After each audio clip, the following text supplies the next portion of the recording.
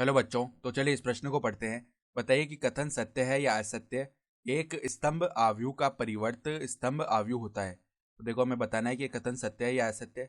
तो प्रश्न में आगे बढ़ने से पहले इस प्रश्न से संबंधित जो मुख्य अवधारणा है उसकी हम चर्चा कर लेते हैं। तो देखो, मुख्य अवधारणा वह आव्यूह है जिसमें जिसमें स्तंभों की संख्या एक हो। जिसमें स्तंभों की संख्या एक हो स्तंभ आव्यूह कहलाता है। ठीक है, स्तंभ आव्यूह कहलाता है। अर्थात स्तंभों की संख्या जो है वो एक होनी चाहिए।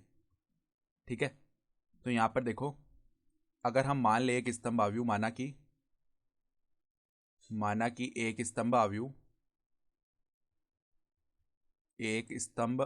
है।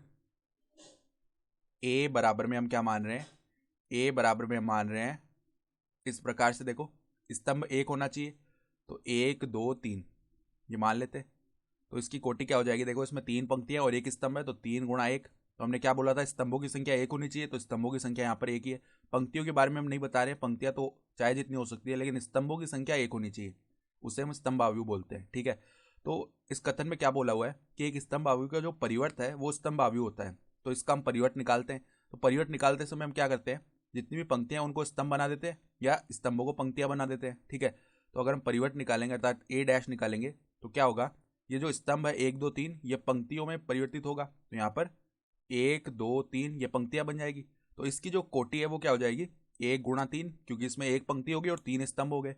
तो अब देखो, स्तंभ आव्यूह की परिभाषा से वह आव्यूह जिसमें स्तंभों की संख्या एक हो वह स्तंभ आव्यूह कहलाता है। लेकिन जो ए का परिवर्त आया उसमें तो स्तंभों की संख्या तीन हो गई, तो हम क्या देख सकते हैं कि जो स्तंभ आव्यूह का परिवर्त होता है वो एक स्तंभ आव्यूह नहीं होता। ठीक है, देखो, स्तंभ आव्यूह का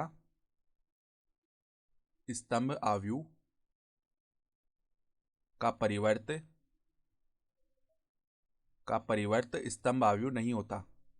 ठीक है, तो जो दिया हुआ कथन है वो असत्य हो गया। तो हम क्या लिख सकते हैं? अतः दिया गया कथन असत्य है। ठीक है, तो ये हमारा उत्तर हो गया। तो आशा करता हूं कि आपको ये प्रश्न समझ में आया होगा। धन्यवाद।